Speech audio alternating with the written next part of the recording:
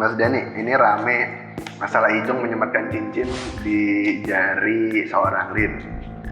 Dan Ijong ini menyematkan cincin dalam rangka kado ulang tahun. Cuman kan kalau kita berbicara sekali lagi ya, cincin ini bukan kado yang mainstream untuk seorang laki-laki mengajukan perempuan cincin di hari ulang tahunnya kalau memang bukan tujuannya ke jenjang yang lebih serius. Ini kondisinya persis sama. Kalau ditanya mau nikah atau enggak, pasti mau. Ditanya pengen bareng sampai akhir hayat, pasti pengen. Tapi posisinya masih nyangkul di tempat dimana kalau terjadi sesuatu, di cancel, kelar itu semuanya. Kalau pertanyaannya jika mereka memang nanti menikah, apakah bisa jadi saja ada konflik di rumah tangganya Ijong yang sebelumnya yang akan terulang dalam rumah tangganya? Kalau kemungkinan tentu saja mungkin. Aduh, kalau yang satu ini tuh saya kenal sama Om Benny Simanjuntak, jadi Om, mohon maaf ya, saya bukan bermaksud apa-apa, tapi ini permintaan netizen, saya terpaksa harus bacakan apa yang sebenarnya terjadi dari konten yang menunjukkan Ijong, Jonathan Frizzy, dan Ririn Dwi Ariyanti ini tampak menyematkan cincin. Di benak orang-orang itu pasti lamaran. Karena mau adegan apa lagi kalau menyematkan seperti itu? Masa iya proses sunatan. Maksudnya kita akan coba lihat menggunakan kartu. Apa sebenarnya yang terjadi dan apa yang akan terjadi ke depannya nanti. Jika kalian adalah fans dari dua orang ini tadi, silahkan tonton hingga selesai.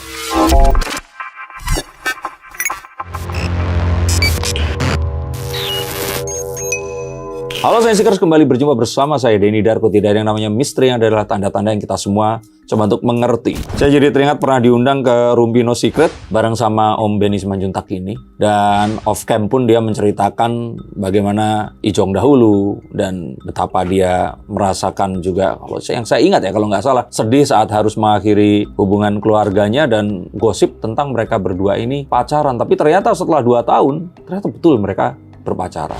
Nah, apa yang akan terjadi berikutnya? Kita akan coba untuk menyarikan pertanyaan-pertanyaan kalian yang ditanyakan oleh moderator saya ini. Mas Dani, ini rame masalah Ijong menyematkan cincin di jari seorang Rin. Tapi hal ini juga sebenarnya sudah dicoba untuk diklarifikasi oleh Om Benny gitu. Cuman maksudnya kalau di satu sisi ya walaupun Om Benny menjelaskan bahwasannya itu acara ulang tahun dan Ijong ini menyematkan cincin dalam rangka kado ulang tahun. Cuman kan kalau kita berbicara sekali lagi ya, cincin ini bukan kado yang mainstream untuk seorang laki-laki mengajukan perempuan cincin di hari ulang tahunnya kalau memang bukan tujuannya ke jenjang yang lebih serius. Lantas apakah memang mungkin sudah ada hubungan seperti tunangan kah? Atau mungkin kalau kita bilang benar ada lamaran kah? Atau mungkin memang sudah menuju ke arah pernikahan atau seperti apa?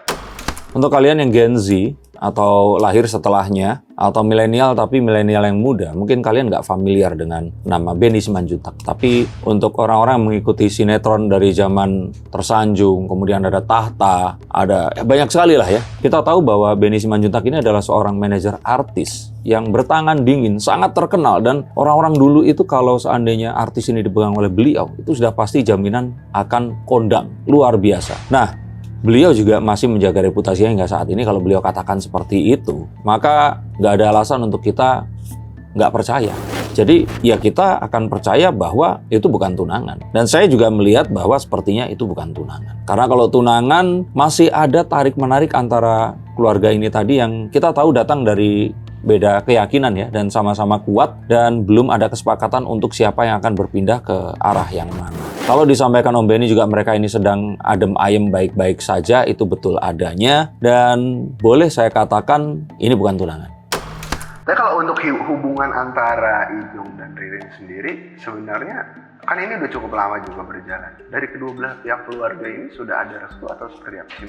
Kalau kedua belah keluarga ini pasti restu ya, tapi masalahnya itu bukan hanya itu. Keluarganya ada 3, keluarga Ijong, keluarga Ririn, keluarga netizen. Nah, mereka ini memang masih menunggu netizen ini memberikan restu. Nah, mungkin saya melihat penyematan dengan cara seperti itu untuk testing the water. Jadi kayak melihat ribut apa enggak nih, sampai di titik mana akan kafir-kafirin atau apa yang ditakutkan oleh Om Benny itu tadi. Karena pasti yang akan digoreng pasti Ririn ini nanti. Dan saya yakin itu yang akan terjadi. Jadi kayak mencoba melihat, kalau ternyata nanti ini semua nggak terlalu riuh dan heboh, bisa saja ini akan direalisasikan. Tapi kalau ternyata ini cukup riuh, ya mungkin saja itu disembunyikan, walaupun bisa saja itu dilakukan secara sembunyi-sembunyi.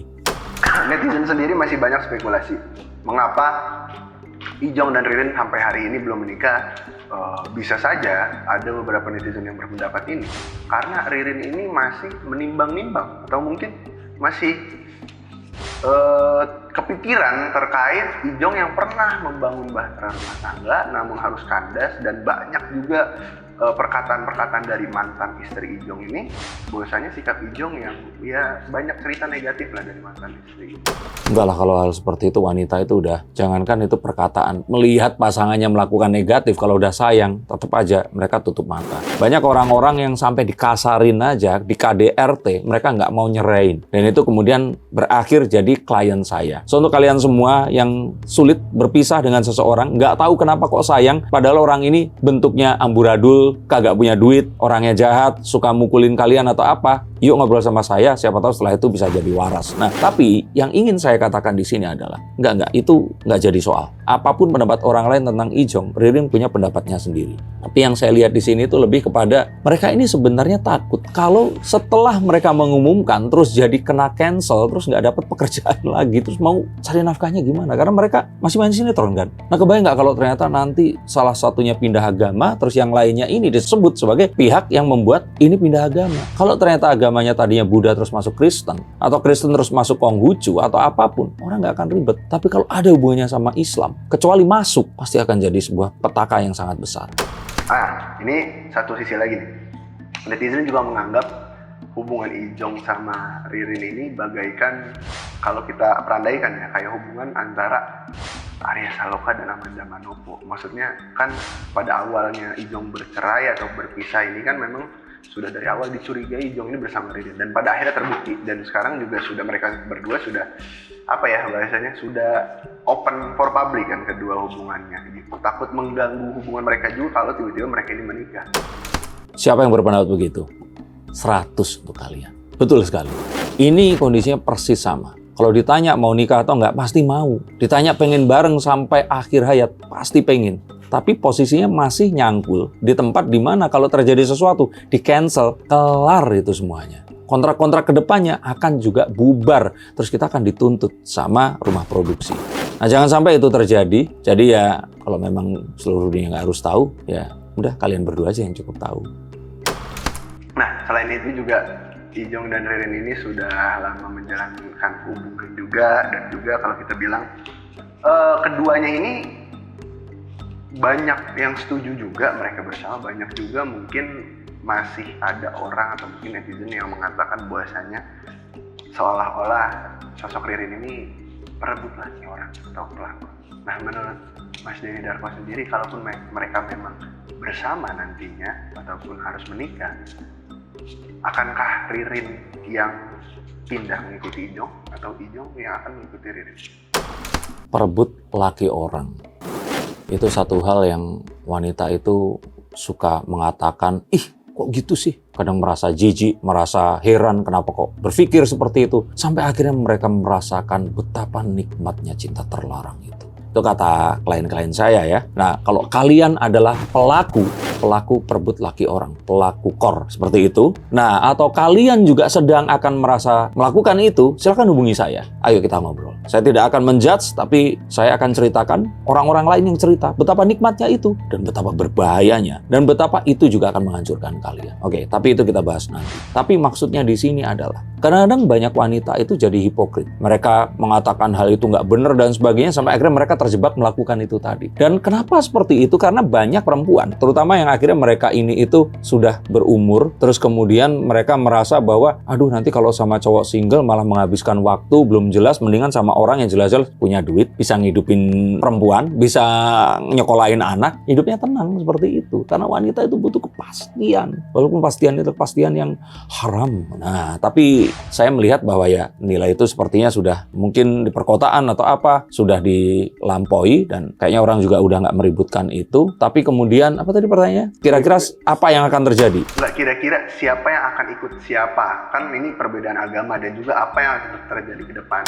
Karena tadi saya katakan bahwa wanita yang itu akan bimbang, wanita yang ikut prianya. Simpan ramalan ini, kalian tonton lagi. Saat mereka berdua udah nggak main sinetron lagi atau kontraknya selesai. Begitu juga berlaku untuk Amanda Manopo dan Arya Saloka. Tapi kan kalau kita bilang Ijong ini juga sudah sempat menjalani rumah tangga dan akhirnya gagal. Kini sama Ririn kayaknya adem ayem aja, walaupun belum rumah tangga ya, tapi kayak nggak ada masalah, happy aja. Apakah ini karena Ijong lebih cocok dengan Ririn daripada mantan istrinya atau seperti apa, Mas Rizal? Pelajaran untuk para wanita. Kalau laki-laki itu nggak dikasih tanggung jawab atau nggak dikasih komitmen, mereka akan jadi seseorang yang sangat menyenangkan.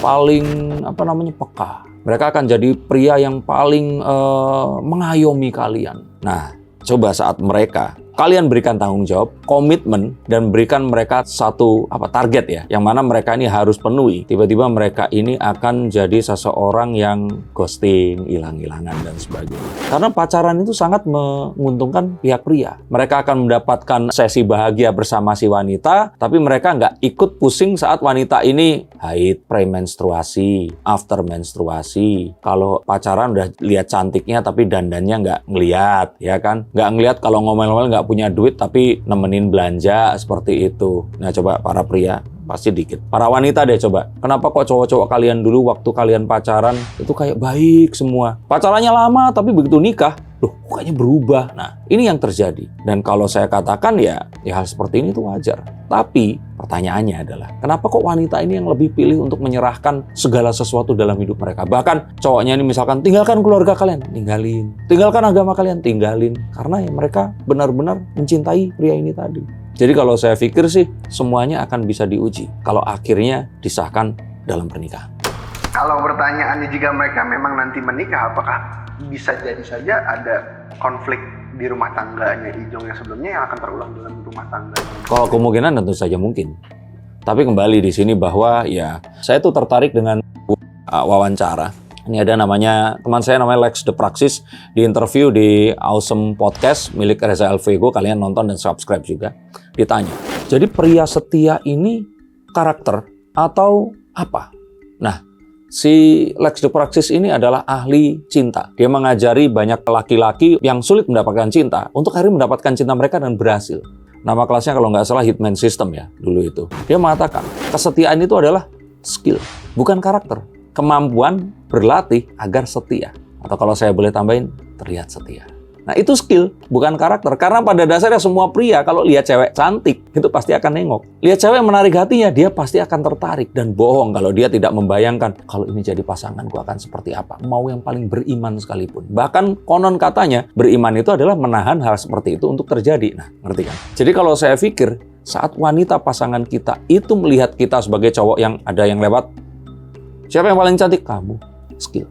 Nah, kalau ditanya seperti itu, ya kalau terjadi berulang, skillnya masa nggak nambah. Jadi kalau saya pikir sih, berulang kemungkinannya ada, tapi kayaknya nggak akan ya seperti itu. Apalagi mungkin saja karakter yang wanita ini akan berbeda. Kalau sebelumnya mungkin lebih keras ya. Kalau yang ini mungkin karena ya sering beradu peran di sinetron, atau mungkin karena wajahnya kan Ririn itu kan mbak-mbak Jawa banget yang kalem seperti itu ya. Karena sama-sama bisa berakting.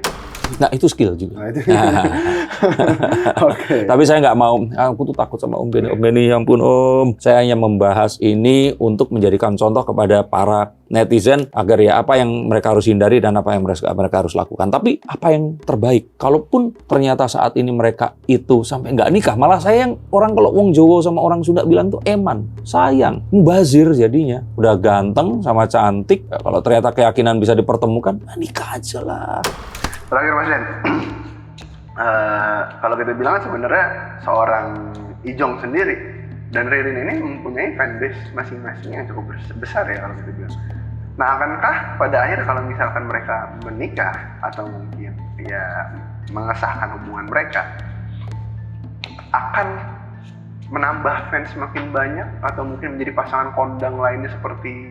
Bisa, asalkan itu tadi. Kontraknya selesai, jangan main sinetron lagi, bisnis deh. Jadi tidak ada orang lain yang otoritasnya di atas mereka berdua yang akan keberatan saat orang-orang akan bilang, wah dasar murtad, kenapa kok meninggalkan demi, nah, kayak gitu tuh pasti akan terjadi. Nah, namanya keyakinan sebenarnya ya udah kita serahin aja. Kalau lu memang mau ngefans sama seseorang yang seperti itu, ya ngefansnya karena apa? Kalau ngefansnya karena skill actingnya, karena dia cantik, ya udah ngefans karena itu. Tapi kalau gara-gara dia pindah agama nggak ngefans, ya wes ora popo, tapi terus jangan mendedikasikan dirinya jadi hatersnya Ririn Dwi Ariyanti atau pasangan itu nanti. Jadi kalau saya pikir itu bisa dan sangat mungkin. Tapi ya kembali lagi, tidak mudah, tapi bisa. Saya hanya ingin mengatakan kepada kalian semua yang dalam posisi persimpangan jalan. Ingat, waktu terus berjalan, detik terus berputar. Dan keputusan kalian itu menentukan. Saya ingin kalian berpikir dengan baik-baik. Mana benefit, mana risiko, positif dan negatifnya. Sebelum kalian memutuskan untuk perjalanan yang akan mengubah hidup kalian. Bercerai, berpindah agama, menikah, dan hal lainnya. Dan jika kalian merasa kalian nggak nyaman dengan orang sekitar kalian dan kalian tidak bisa berbicara kepada mereka. Mungkin kalian butuh orang yang nggak berhubungan dengan orang-orang sekitar kalian, tidak secara langsung berhubungan dengan keluarga kalian, dan sifatnya rahasia. Hubungi nomor di bawah sini, izinkan saya membuka kartu dan menunjukkan jalan yang mungkin saja adalah jalan yang kalian inginkan, dan bisa mendapatkan apa yang kalian impikan. Terima kasih, sampai jumpa, dan salam.